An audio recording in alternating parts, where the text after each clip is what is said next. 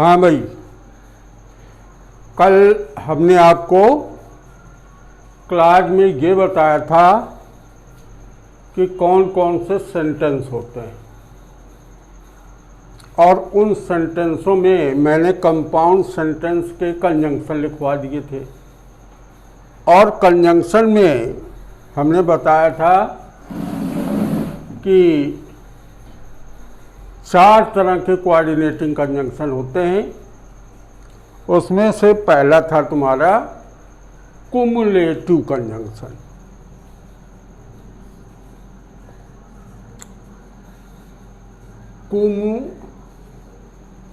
Cumulative conjunction.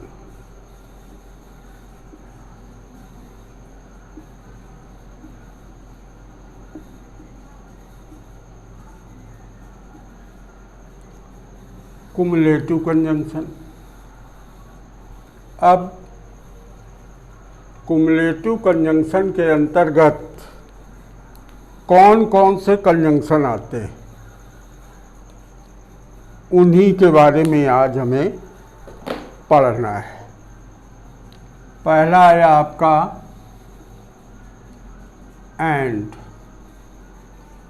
दूसरा है आपका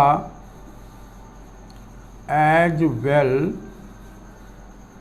एज, तीसरा है आपका बोथ एंड, और चौथा है आपका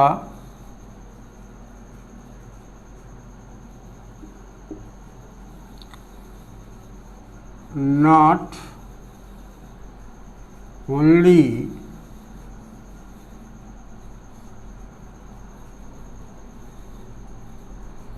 बट आल्सो।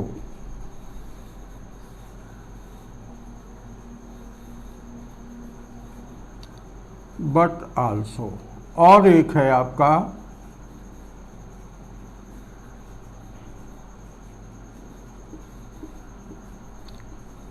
नॉट। ठीक है, तो आपके कुमुलेटिव कंजंक्शन के अंतर्गत इतने कंजंक्शन आते हैं। अब इसमें हम एक एक का अध्ययन करेंगे। ठीक है, तो मान लो सेंटेंस है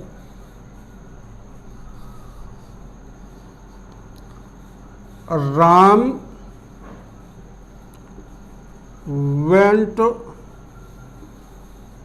टू स्कूल। ठीक, ये आपका ए पार्ट हो गया, और बी पार्ट है आपका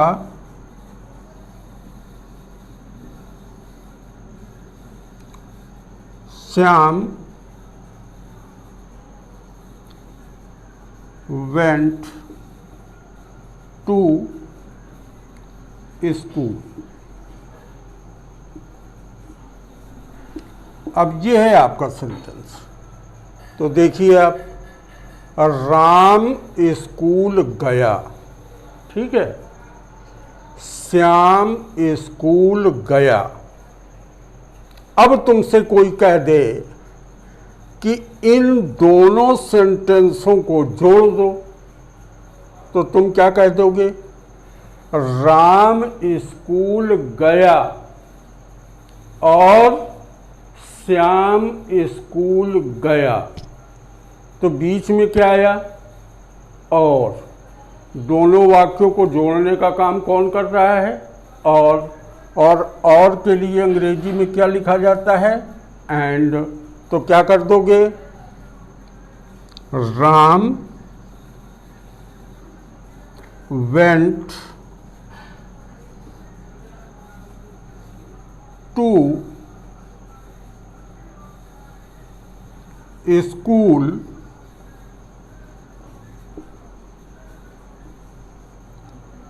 एंड श्याम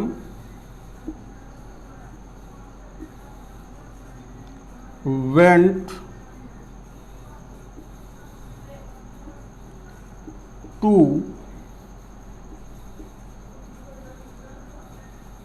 स्कूल। ठीक है, तो एक ये सेंटेंस हो गया राम वेंट टू स्कूल, और एक ये सेंटेंस हो गया श्याम वेंट टू स्कूल। इन दोनों वाक्यों को जोड़ने का काम कौन कर रहा है? एंड। तो एंड आ गया, तो अब ये कौन सा सेंटेंस हो गया? कंपाउंड सेंटेंस हो गया, क्योंकि कुमुलेटिव कंजंक्शन एंड से ये दोनों वाक्य जुड़ रहे हैं। समझ में आ गई बात? तो तुम्हारा कंपाउंड सेंटेंस हो गया। अब अगर कह दिया जाए कि सुरेश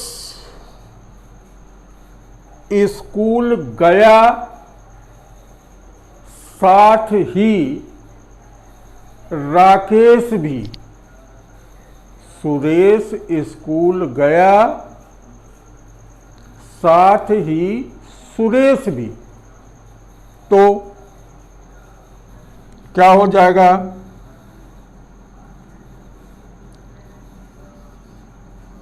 राकेश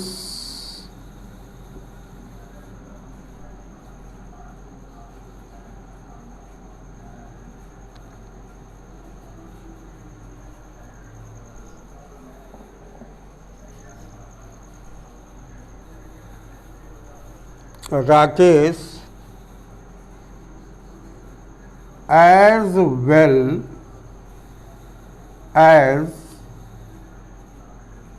Suresh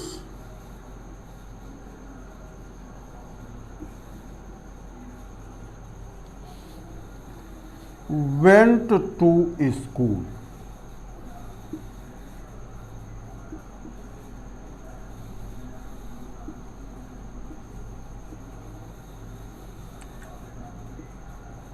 ये हो गया। इन दोनों में किसी को भी आगे पीछे लिखा जा सकता है, क्योंकि दोनों काम एक ही कर रहे हैं। ध्यान जो तुमको सबसे ज्यादा ध्यान देना है, इसमें ध्यान सबसे ज्यादा ध्यान देना ये है कि एज वेल एज का प्रयोग जहां कहीं पर भी हो जाता है तो हमें याद रखना है कि पहले वाले सब्जेक्ट के अनुसार वर्ब का प्रयोग होता है। तो पहले वाला सब्जेक्ट क्या हो गया? पहले वाले सब्जेक्ट के अनुसार वर्ब का प्रयोग होता है। तो पहले सब्जेक्ट क्या है? राकेश। तो राकेश के अनुसार ही वर्ब का प्रयोग होगा। ठीक है, इतनी बात समझ में आ गई आप लोगों को? अच्छा, अब हम आगे चलते हैं।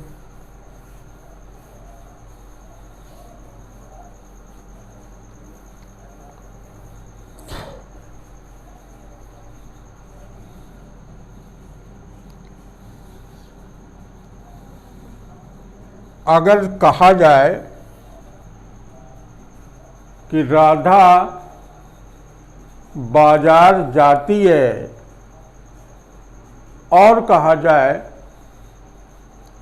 सीता बाजार जाती है। राधा बाजार जाती है और सीता बाजार जाती है, तो क्या हो जाएगा?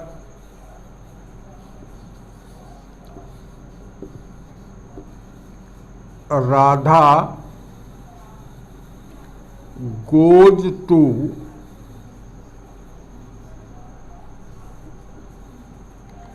market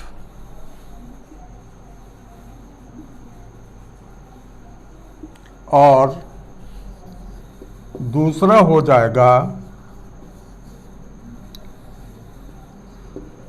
Sita goes to market. ये हो गया। तो अब दोनों एक ही जगह जा रहे हैं, तो हम इसको इस तरह से भी बना सकते हैं, both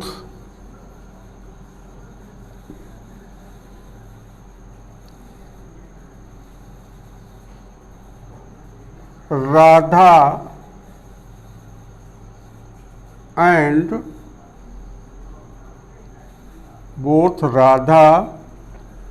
and Sita go to market।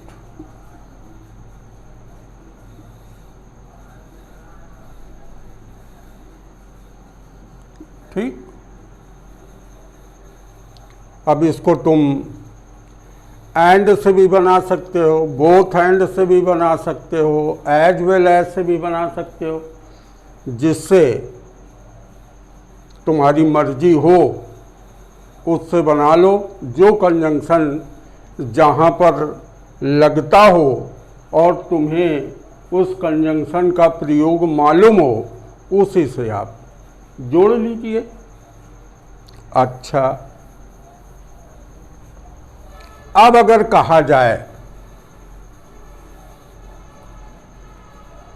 कि उसे न केवल दंडित किया गया बल्कि उसे कक्षा से निकाला भी गया। उसे न केवल जुर्माना, उस पर न केवल जुर्माना किया गया बल्कि उसे कक्षा से बाहर भी किया गया। ये सेंटेंस है अगर, तो क्या हो जाएगा?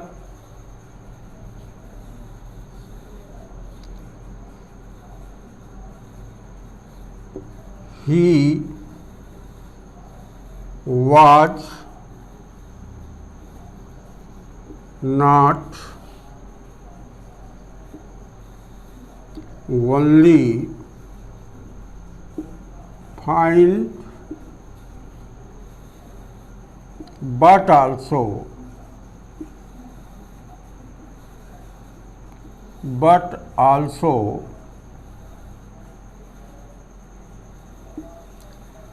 turned out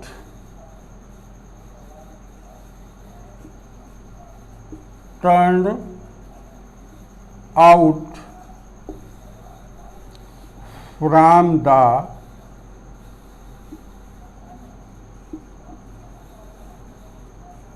class.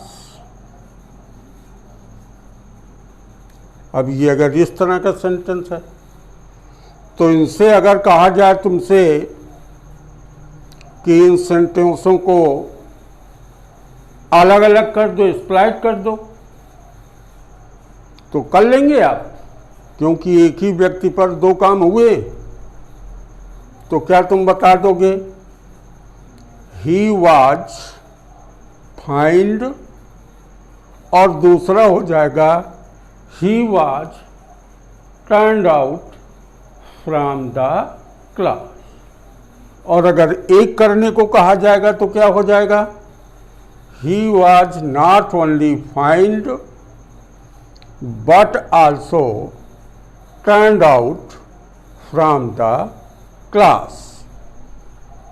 अब इसके बाद आपका आता है नार। अच्छा, तो अब नार का प्रयोग देख लीजिए। अगर ये कह दिया जाए कि वह बोल नहीं सकता है,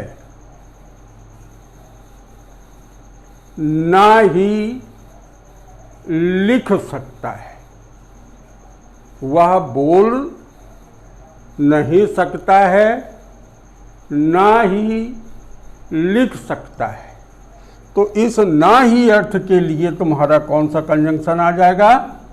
नार। तो इसका प्रयोग देख लीजिए। तो क्या हो जाएगा? ही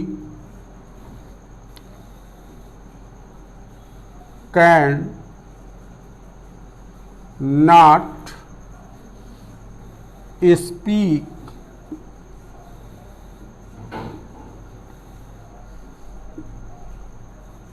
ये हो गया पहला वाक्य, ही कैन नॉट स्पीक।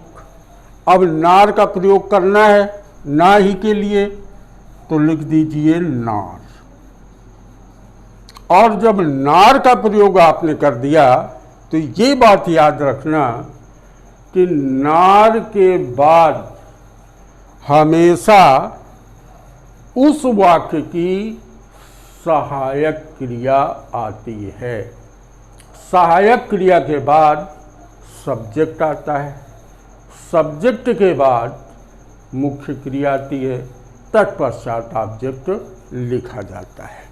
और तुम्हें मालूम ही है कि वह बोल नहीं सकता है ना ही लिख सकता है, तो नार कर दिया और नार के बाद क्या आ जाएगा? कैन, और कैन के बाद आ जाएगा ही, और इसके बाद वर्ब की फर्स्ट फॉर्म तो आ जाएगा राइट। क्या हो गया? He can not speak nor can he right. ये समझ में बात आ गई आपको? तो आपके ये 5 कंजंक्शन हो गए। 1 कंजंक्शन हो गया, 2 कंजंक्शन हो गए, 3 कंजंक्शन हो गए, और ये 4 कंजंक्शन हो गए, और ये 5 कंजंक्शन हो गए। इन 5 का प्रयोग आप लोगों को हमने बता दिया। अब देखिए, अगर मान लो सेंटेंस ये दिया है कि the god made the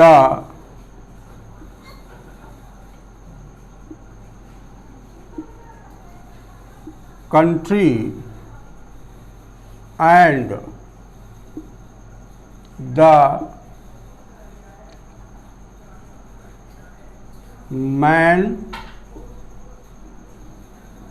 made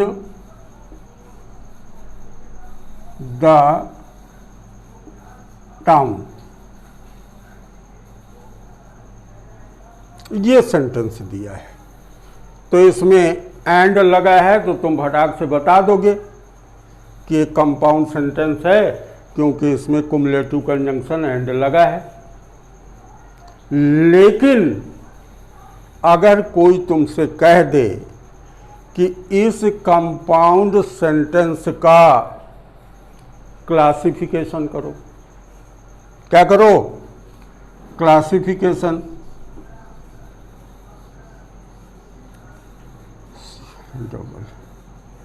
classification.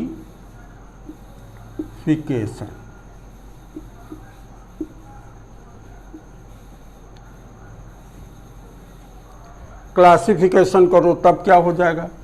से कोई कह दे कि इस सेंटेंस का क्लासिफिकेशन करो, तो क्लासिफिकेशन के लिए सबसे पहले बड़ी बात तुमको ये ढूंढना होगा कि इस सेंटेंस में प्रिंसिपल क्लॉज कौन सा है।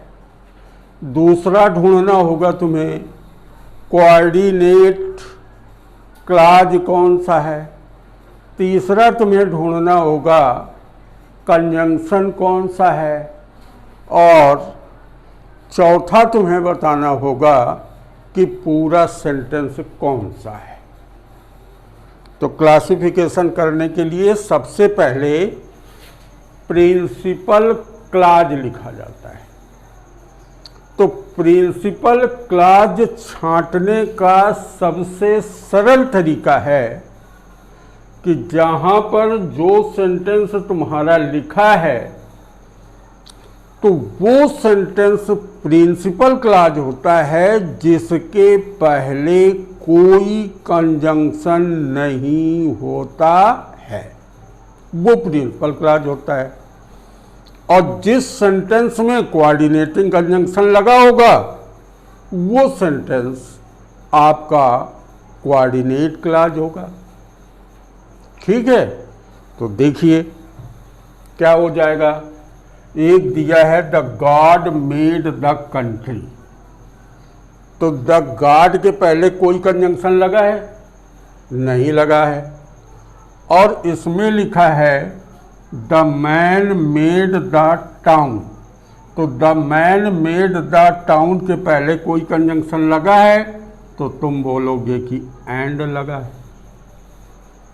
तो एंड लगा है, और एंड कौन सा कंजंक्शन है? एंड कोऑर्डिनेटिंग कंजंक्शन है। तो फिर तुम्हें समझ में आ गया कि पूरा सेंटेंस कंपाउंड सेंटेंस है। तो कैसे लिख दोगे क्लासिफिकेशन में? नंबर 1 लिखोगे the god made the country. ठीक, the god made the country, इसको लिख दीजिए आप प्रिंसिपल क्लॉज।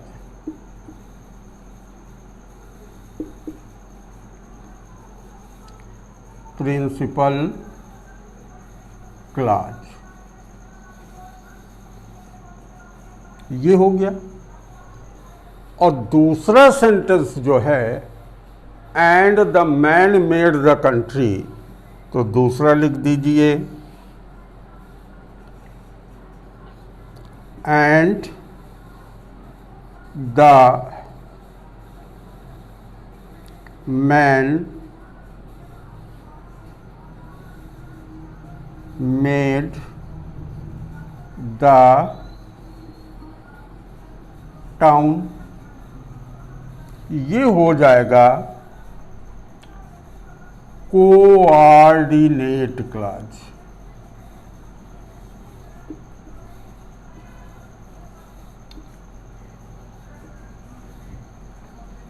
ठीक, इतनी बात समझ में आ गई। और ये तुम्हें मालूम ही है कि कौन सा कंजंक्शन लिखा है एंड, तो कौन सा कंजंक्शन हो गया? कोऑर्डिनेटिंग कंजंक्शन हो गया। तो यहाँ पर नंबर 3 डालो और यहाँ पर लिखो and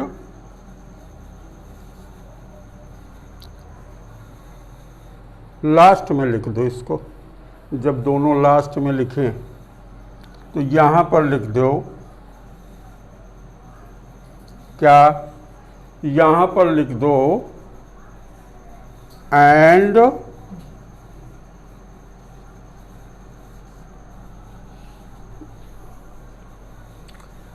coordinating conjunction. Coordinating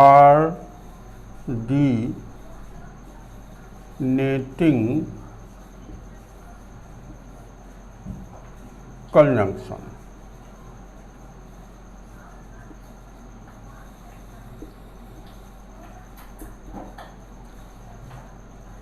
coordinating conjunction हो गया।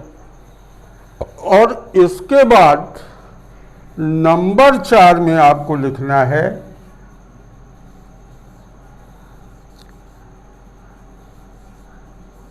Whole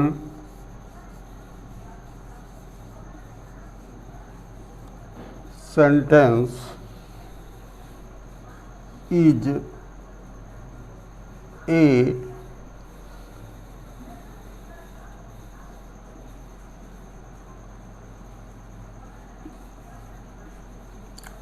compound sentence.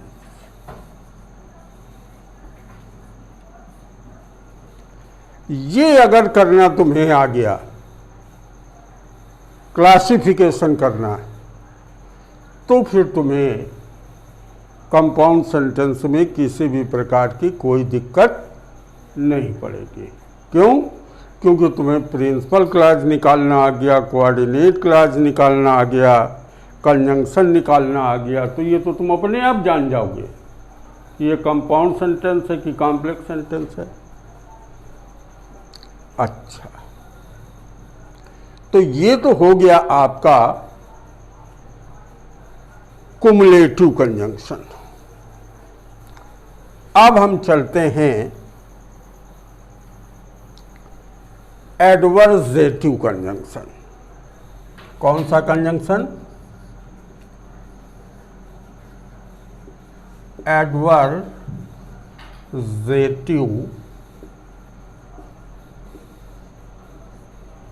कंजंक्शन।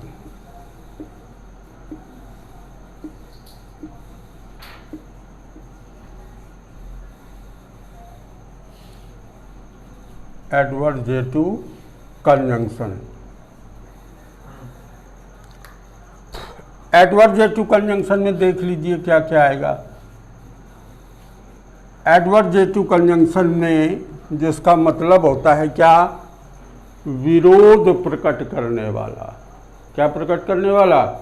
विरोध प्रकट करने वाला। तो एक तो आ गया तुम्हारा बट, एक आ गया तुम्हारा यट, एक आ गया तुम्हारा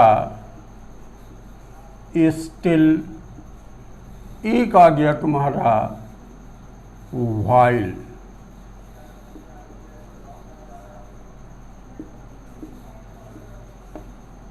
ये कंजंक्शन है तुम्हारे एडवर्जेटिव के, जिनसे विरोध प्रकट होता है। जैसे पहला है तुम्हारा कि he worked hard.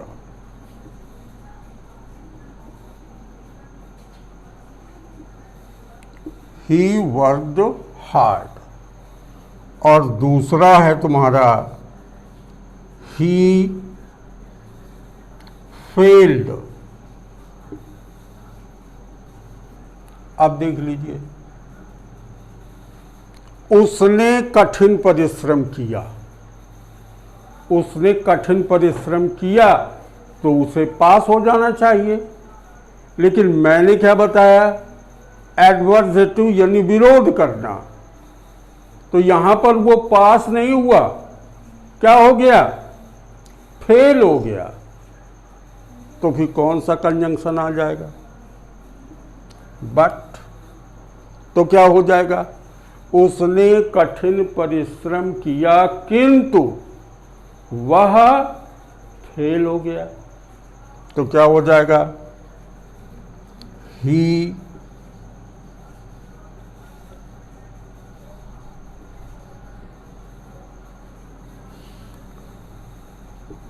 worked hard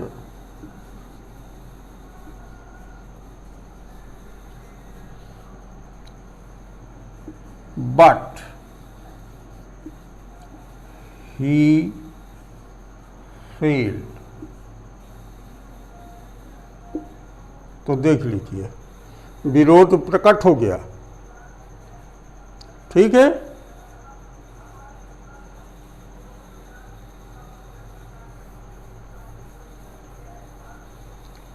अब देख लीजिए yet.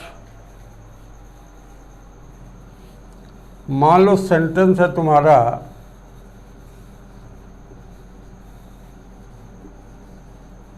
Radha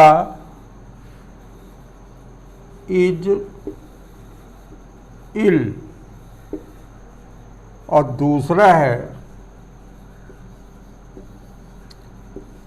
she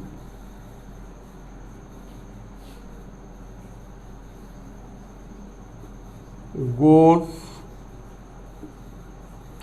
to school। Radha बीमार है, फिर भी वह स्कूल जाती है। या कह सकते हो राधा बीमार है किंतु वह स्कूल जाती है। या कह दो ये कि Radha is ill still she goes to school. तीनों कंजंक्शंस में जो भी लगे लगा दो तो क्या हो जाएगा?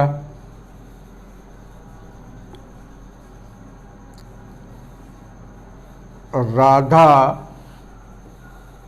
इज इल yet she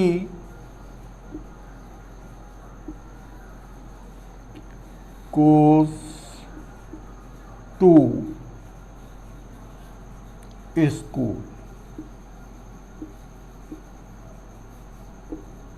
ठीक है, तो Radha is ill yet she goes to school। अब अगर हम किसी से कह दें कि भाई इस सेंटेंस का क्लासिफिकेशन करो, तो सबसे पहले तुम क्या देखोगे? किस सेंटेंस के पहले कंजंक्शन नहीं लगा है। तो राधा इज इल है, इसके पहले कंजंक्शन नहीं लगा है, तो Radha is ill principal clause. Yet she goes to school coordinate clause. Yet coordinating conjunction और whole sentence is compound sentence. हो गया क्लासिफिकेशन। तो यहां पर ये देख सकते हैं कि विरोध प्रकट करने के लिए यट भी आ जाएगा, स्टिल भी आ जाएगा, बट भी आ जाएगा। तो इस तरह से विरोध प्रकट करने वालों में जो कंजंक्शन जहां पर आए उसका प्रयोग कर देना। अब आ जाइए व्हाइल पे। व्हाइल का प्रयोग होता है जब की, ये हमने अर्थ बताया था इसका। और इसका प्रयोग कैसे होता है? व्हाइल का प्रयोग तब किया जाता है जब एक ही समय पर दो काम होते। जब एक ही समय पर दो काम होते हो वहां पर हम किसका प्रयोग करते हैं? व्हाइल का। जैसे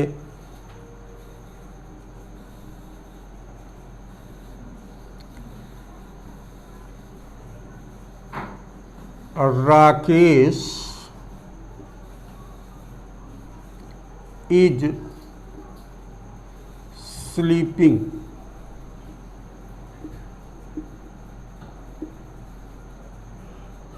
और दो पे his sister is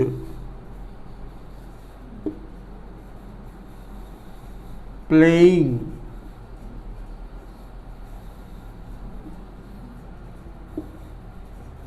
with her dolls. ये सेंटेंस है। Rakesh is sleeping. राकेश सो रहा है, उसकी बहन अपनी गुड़ियों के साथ खेल रही है। तो ये काम एक ही समय पर हो रहे हैं, तो क्या कर दोगे? राकेश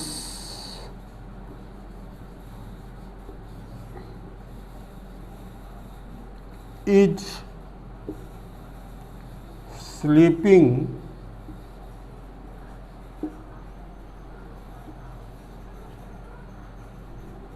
while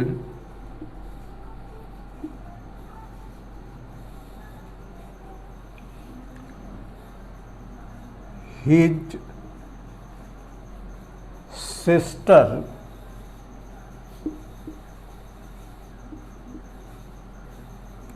is playing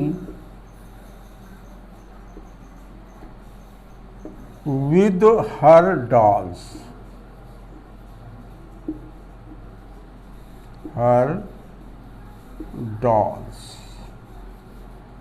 तो यहां पर ये ध्यान देना है कि राकेश जिस समय सो रहा है उसी समय उसकी बहन अपनी गुड़ियों के साथ खेल रही है। तो जब एक ही समय पर दो काम होते हैं वहाँ पर वाइल का प्रयोग किया जाता है। इस तरह से आज आपके दो कंजंक्शन समाप्त हुए। एक कंजंक्शन समाप्त हुआ कुमुलेटिव कंजंक्शन, एक कंजंक्शन समाप्त हुआ एडवर्सेटिव कंजंक्शन। अब अल्टरनेटिव और इलेटिव कंजंक्शन कल पढ़ाएंगे। धन्यवाद।